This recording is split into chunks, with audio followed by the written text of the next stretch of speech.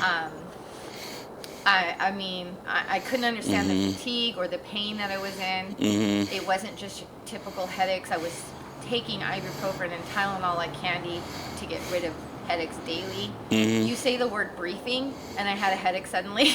Okay. So And it was crazy. yeah, and I first time I met you was at Malheur, Yes.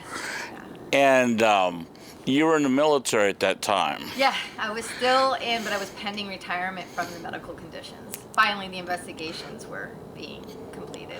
Okay, why did it take so long? I don't know exactly. How long did it I do take? know they thought it was my fault somehow. The Pentagon, okay, so I'm at the Malheur Wildlife Refuge in Burns, and I'm vocal about my opinion and support of people that the government would have the general population believe through the tool, the media, that they're all terrorists and radicals, and that's far from the truth. Because I got on the ground to meet these guys myself. Some of them I knew on the phone or met once before. And it was just all utter untruths. And so my feeling was to show with the camera and interviews what's really going on and who these people really are. And showing people these are human beings with just grievances, and they're trying to redress those grievances for the sake of us all. And so as I'm sharing that, and I'm doing this on a separate Facebook page, separate from where I was known to be affiliated with the National Guard, so following regulations, completely not in uniform. Still, we can have an opinion, we can be vocal, we can be supportive, we can report even on things. We can't be slanderous, we can't be obscene. You know, there's ways to conduct ourselves with good military bearing. And I respected those regulations. So I did that.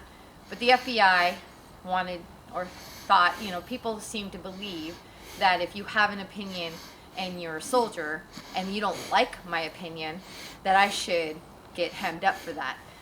So the FBI is reporting to the Pentagon, Pentagon's reporting to my chain of command, and there's an informal investigation opened up against me. It closed within like 12 hours. Didn't last very long. They found nothing that I was in violation of. However, in that, the Pentagon wanted to know, why is she not retired? What is holding up her retirement? So I had to prove, the burden of proof fell on me, that I'm not holding it up. That I have dotted my I's, crossed my T's, turned in all my paperwork, jumped when they said jump, went to all my exams, citizen and military, turned over all my citizen documentation to the military to help the military, was seeking better treatment through what we call the Combat Warrior Brigade. I was seeking for that, never got it, and I'd been fighting for it for almost a year at that point, at least 6 months.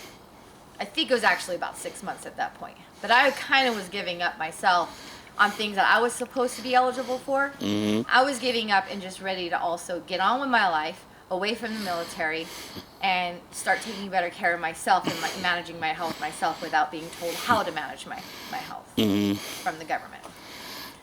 And yeah, they found that the paperwork was just being held up, going too slow. No one gave me an official reason why.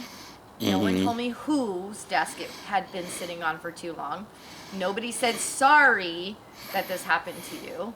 Nobody cared, really. But the silver lining for me is, suddenly in August of 2016, same year of the Malheur Wildlife Refuge, that happened in January. August 2016, just a few months later, seven months later, I finally retired. You finally retired. Yeah, but I couldn't retire before that. But suddenly the Pentagon said, whatever the holdup is, get her out yesterday, now. And so I was retired. But I didn't get the combat medical care, full-time care that I wanted to receive initially. At that point, I didn't want to play anymore either. It didn't seem like that they cared about my medical conditions.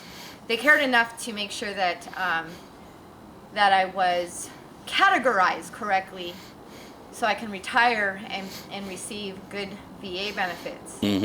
But they did not care enough to take care of me while still in service. I was willing to go stay on base and see doctors 24/7 on base at Fort Lewis, now known as JBLM, Joint Base Lewis McChord. I was willing to do that so that I can get, I felt, really good care at that base that other soldiers were receiving, that I was also eligible for. Now I look at everything as a silver lining and realize I'm probably taking better care of myself, because I don't feel that my conditions, being chronic, are something that you should drug me with 24/7. No. And that I'm taking the path of naturopathic care with research and discipline, and mild, light exercises, or getting out and about to meet with friends and staying social, not letting myself be depressed, because that comes with my conditions. Fighting. I fight. It's fight or flight for me, and I'm a fighter. And at the time, I was really pretty depressed, but I fought past it. And I think I would have, I don't know that I would have done as well in their care. So I'm actually glad the way things turned out. Yeah. And while you were in the National Guard, was there a lot of sexual harassment that was going on? I hear that all the time about. Still, I hear about it too. And yes, we had a lot of classes in regards for a lot of we had a lot of sensing sessions too, but it didn't seem like anything had ever improved from that. Now, I'm not saying that the military didn't do due diligence in providing, persuasion classes to dissuade soldiers from targeting one another in that form. But when a victim stepped forward, that victim was then re-victimized more often than not, even by CID. So, reporting an incident of sexual harassment, I found scary. I had been sexually harassed before Iraq once, mildly. I was able to take care of it, but I took care of it very, very cautiously, afraid that my reputation, already early on in my career, I had learned not to trust the system. And not to trust that I wouldn't be re-victimized. So I dealt with that person with one other female sergeant who had a very direct conversation with that person, who was a repeat offender, and he never came near me again. Okay, what about rapes in the military? Did you run into a lot of that? I ran into a very severe case of it once in Iraq. She was my counselor. Military soldier. Worked for the chaplain and our brigade counselor. Like a really spirited, nice lady. And I like to have sessions with her that help keep my sanity. Half hour here, half hour there. Just clear my head for a moment and go back to work. And there was an event. I'm not a witness to any of it. I am only a witness to some things at the end of it that I thought were highly inappropriate in regards to how she was being treated. And she had to come home, and she was placed into a medical center. I don't know the details of her medical care, but I know that it took years to get through it. I know as of recently, I just finally got in touch with her again, actually, and that she's doing okay. Good. But you'll never be the same after what she went through. And it was full-on rape of 3 Marines that raped her on our base. Huh. Did they do anything to the Marines? The Marines that raped her seemed to be hurting each other. One died of an apparent suicide, and another one died of a possible murder-suicide. We don't know. And then the third one, I don't know what they did with him.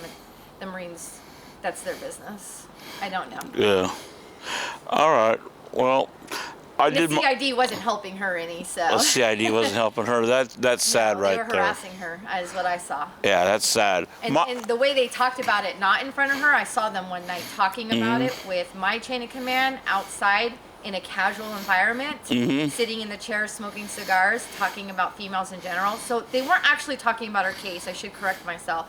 They weren't actually talking about her case. They were talking about cases in general and about women crying wolf and rape and making a lot of nasty, unbecoming jokes in regards. So CID isn't even taking their job seriously. Right. Most, not all. I'm sure there's some CID that do. My apologies, but from what I saw, it was sad. From what you saw, it was sad. All right. I got my stuff answered that I wanted answered, which was basically about you going to Iraq, what you did in Iraq, your disability, how long it took you to get out, to go through the process. Right. You wound up going to Malheur, and all of a sudden, hey, she needs out of the military. Right. Well, and I think it's really important because I've seen one thing I just would like to find one final statement from me is I loved my career, and I think it's really important to say that it was still all worth it for me. Because there's a lot of lessons to be learned. There was still a lot of good discipline. And there, as much as the things I just shared with you, I have questions about in some of those events and incidences or strategy. I still loved my career. I loved serving my country, what I believed, whatever illusion or delusion I may have had. I still loved the idea. I went in with honorable intent. And I have come out of it with a whole nother outlook, but it is not because I am angry. I think our whole government is susceptible to corruption and systemically is corrupt. Right. And I think that we on the inside, when we are serving inside, we have the duty and obligation to make changes from the inside. If we're so brave to put a uniform on and go to the combat field, then why wouldn't we be brave to stand off and stand against